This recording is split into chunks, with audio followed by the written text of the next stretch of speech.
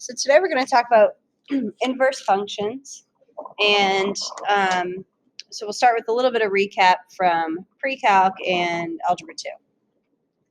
So remember, the big idea with inverse functions, the relationship between a function and its inverse, is that you're just switching the x's and the y's so that the domain of f is equal to the range of f inverse and vice versa. So the domain of f equals the range of f inverse. The domain of f inverse is equal to the range of f. So if you have this little relationship where, like, just do a little diagram here. So let's say this is domain and this is range. So the domain for f becomes the range for f inverse, and the range for f inverse becomes the domain for f. And if you compose two functions that are inverses of each other, all of their operations should counteract each other, and you should get back to positive x if they truly are inverses of each other. Also, remember the notation for f inverse. It kind of looks like f to the negative 1, but it's not. We're not talking about 1 divided by f, so just be careful there. If you think about the graphs of inverse functions, let's just say this purple function happens, or we'll say the pink function happens to be f. The purple function would be f inverse. They have this relationship again where if you have the point AB on the graph of f, then you have to have the point BA on the graph of the inverse. And they also have this relationship where they're reflections of each other across the line y equals x. And if we can show that, let's just say g of x is the inverse of f, then f has to be the inverse of g as well. You can't have a function that's an inverse of another function, but that relationship doesn't go backwards. So that has to go together. Not every function has an inverse. How do you know graphically? If you remember the horizontal line test, like y equals x squared, the graph of y equals x squared, the entire graph, does not pass the horizontal line test. And so the problem there is that when you start switching x's and y's, you can get an inverse equation. It's just not an inverse function. So you can always generate some sort of inverse equation, but you have to be careful. And how do you know algebraically? Again, it would be if the composition, there are a couple ways to do this, but the composition f of g of x has to equal x, and g of f of x has to equal x. But there's one other piece of this, and the domains and ranges have to match up. So in pre-calc, I did it like this. Domain of f, domain of g, we'll say. Range of f, range of g. And if you remember, the domain of f is supposed to match the range of g if they're inverses, and the range of f is supposed to match the domain of g if they're inverses. So if you can show that any one of those two diagonals does not match perfectly, then you don't have an inverse function, even if the composition simplifies to like x in both cases. We can also use calculus to determine whether a function is one-to-one. And remember, one-to-one, that phrase means a function has an inverse function. So the calculus way, we have this little theorem that says if f is strictly monotonic, and I think that we've used that phrase before, but very briefly, strictly monotonic means always increasing or always decreasing, just not constant, on its entire domain, then it's one-to-one and it has an inverse. And why does that make sense? Because, I mean, it's really just a fancy calculus way of saying, hey, a function like that would pass the horizontal line test, right?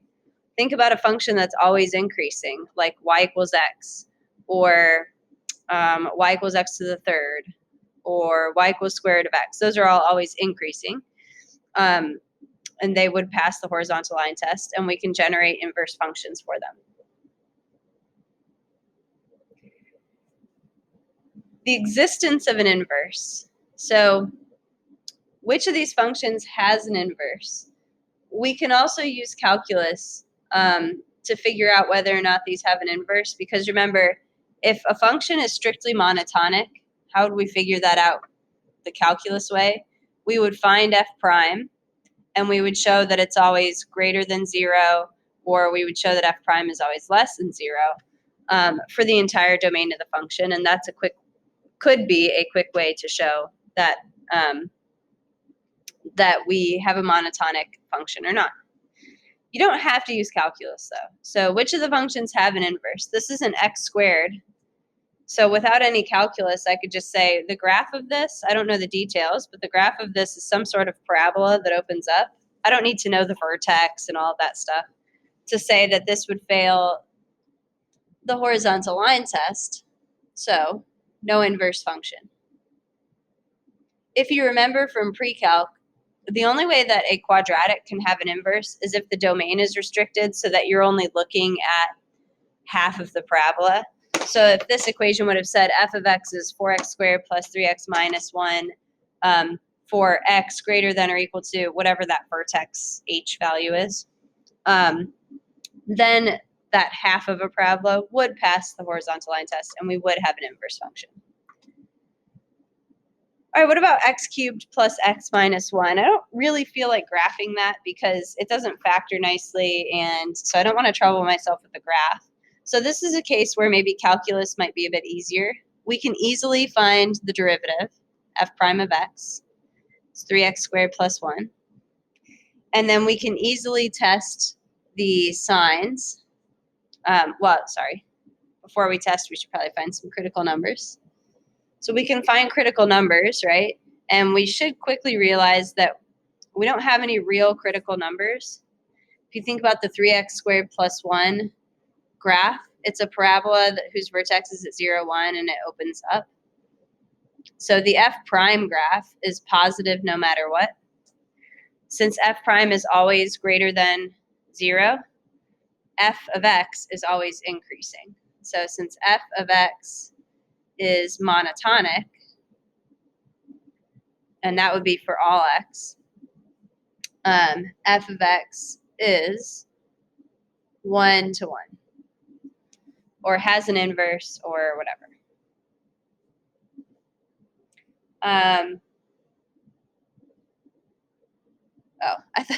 I thought this was the same problem over again, but here we go.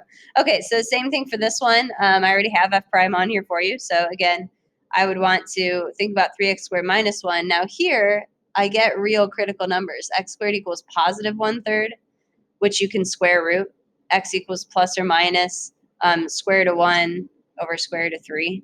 You can rationalize that if you want to, but it's not really necessary. And so now I'm thinking, all right, we've got negative 1 over square root 3.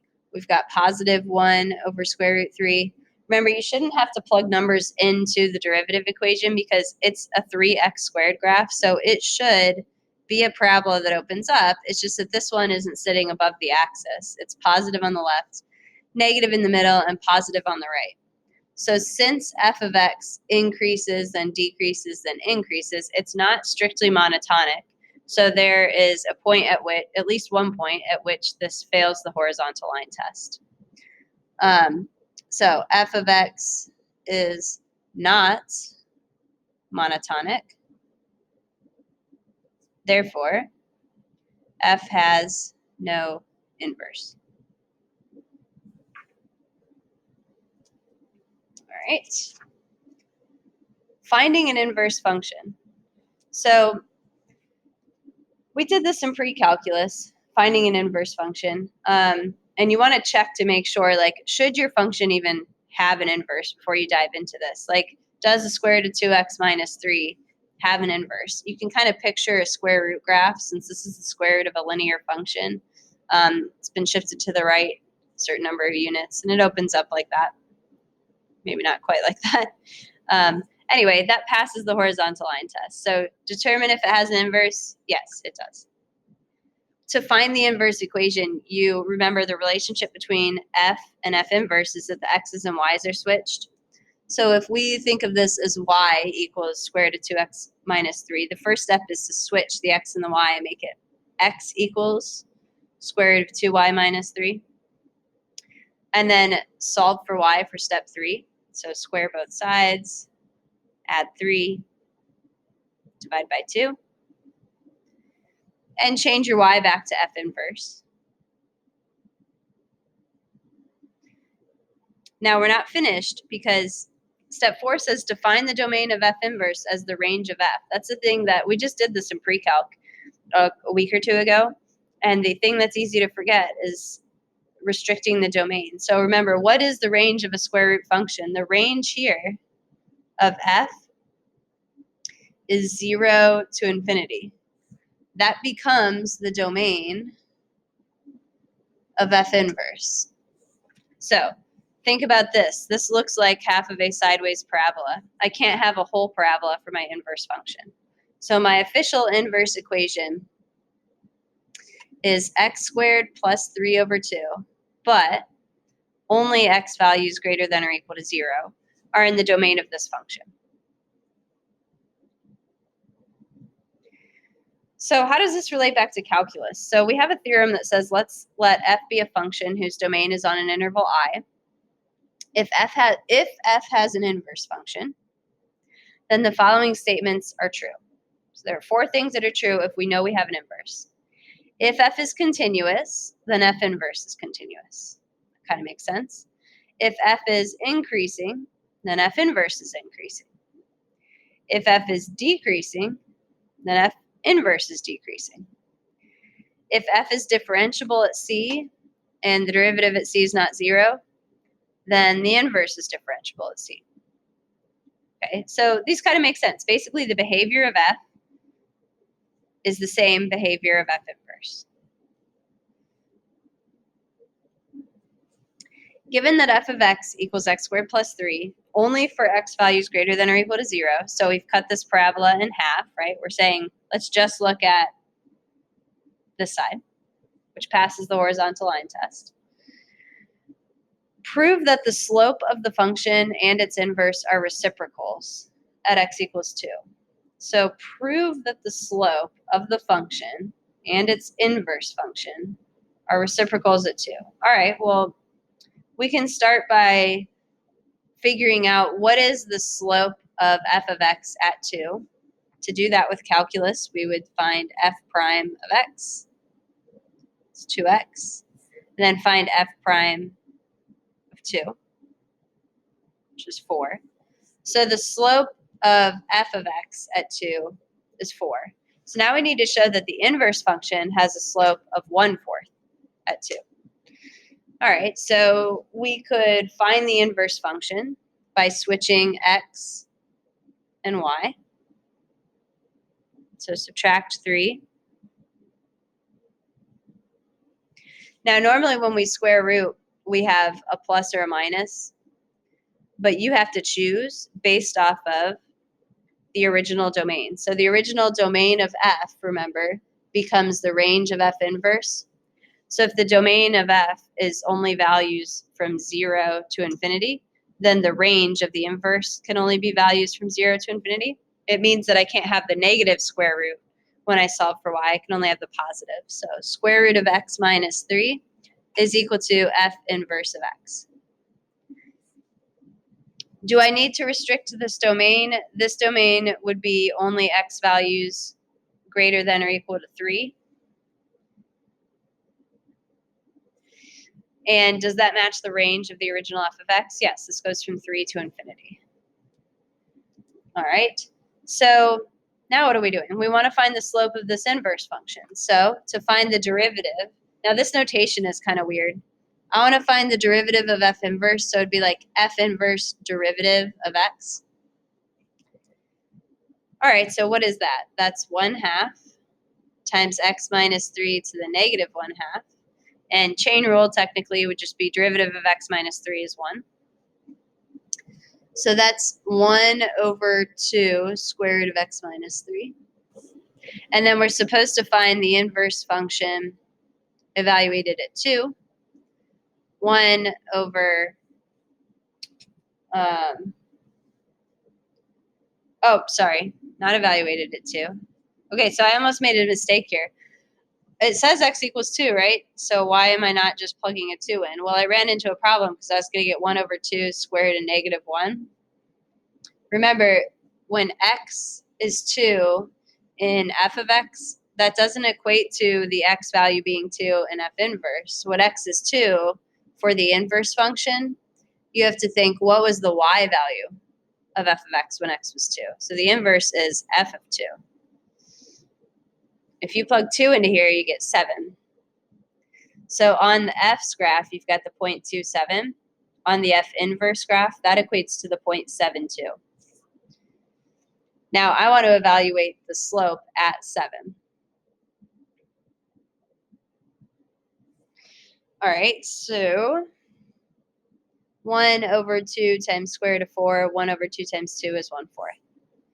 So we're showing that f prime of 2 equals 4, and f inverse prime of 2 equals 1/4. So if we think about this, inverses are obtained by switching x's and y's. So normally our slope for f is delta y over delta x. The slope for f inverse should become delta x over delta y. So that does kind of make sense if we think about just the idea of always switching x's and y's. We have another theorem. Let f be a function that is differentiable on an interval I. If f has an inverse function g, then g is differentiable on any x where f prime of g of x is not equal to 0.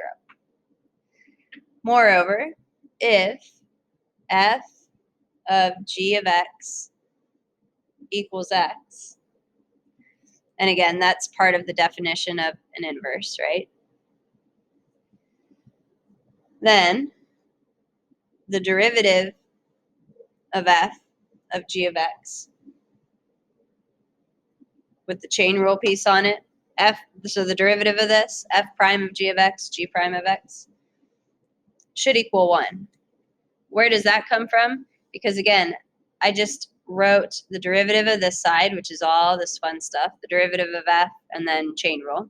And what's the derivative of x? It's equal to 1. And then if you solve that equation for g prime of x, like if I isolate g prime of x, then g prime of x should equal 1 divided by the derivative of f of g of x.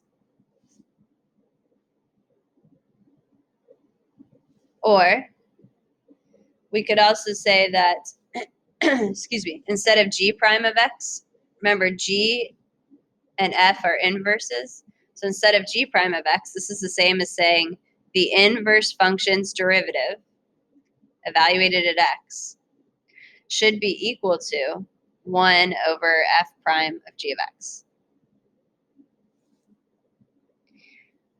Another way of looking at it, dy dx should be equal to 1 divided by dx dy, right? We just said the slope of y with respect to x, delta y over delta x, should be equal to 1 over delta x over delta y. The slope of f should be equal to 1 over the slope of the inverse. How do we put this all together into a problem? Okay. Step 1, find the derivative of f. So let's go through these steps as we do number 2. So here's f of x. I want to find the derivative of the inverse at negative 2. Now remember, when this says at negative 2, we have to be careful here. For f inverse, when x is negative 2, what we're really saying is figure out when f of x is equal to negative 2. So the input that we're putting into the inverse function, the x that we're putting into the inverse function, equates to the y of the original function. All right, so anyway, let's start by finding the derivative of f. F prime of x equals 10x to the 4th plus 3x squared. And then number 2 says find the x value of the original corresponding to the x value given for the inverse. So that's where this step comes in. Figure out when is f of x equal to negative 2.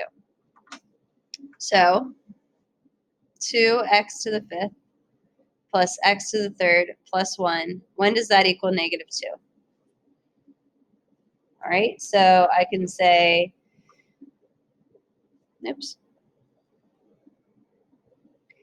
I can say 2x to the fifth plus x to the third. If I add 2, I get plus 3 equals 0.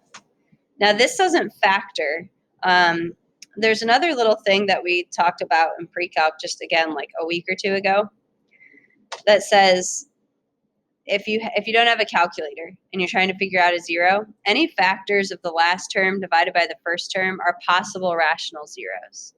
To speed things up a little bit, I'm thinking it's got to be something negative since these are all pluses. And I'm going to start small and just kind of give you this ahead of time. If you have to kind of guess and check, I'm going to start with something like 1 or negative 1. If x is negative 1, this does work out to be 0.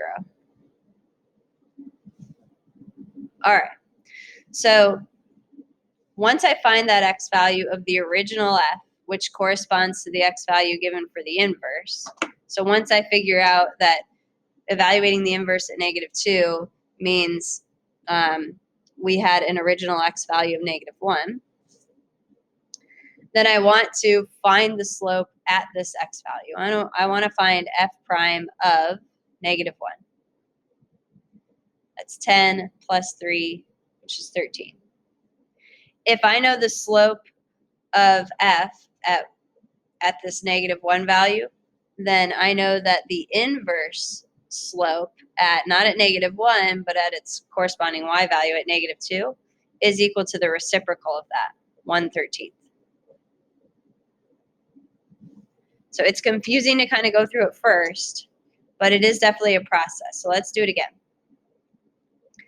So we start by saying, and maybe you want to do this part first. We want to find the derivative of the inverse at negative 3. That means that we first have to figure out when is f of x equal to negative 3. So x squared plus 3x minus 7 is supposed to equal negative 3. Add 3. Now this factors, which is nice. There are 2 points that I'm getting so far. But remember, the original x is a restricted domain. Only x values greater than or equal to negative 3 over 2. So negative 4 is out. 1 is the value that we want for f.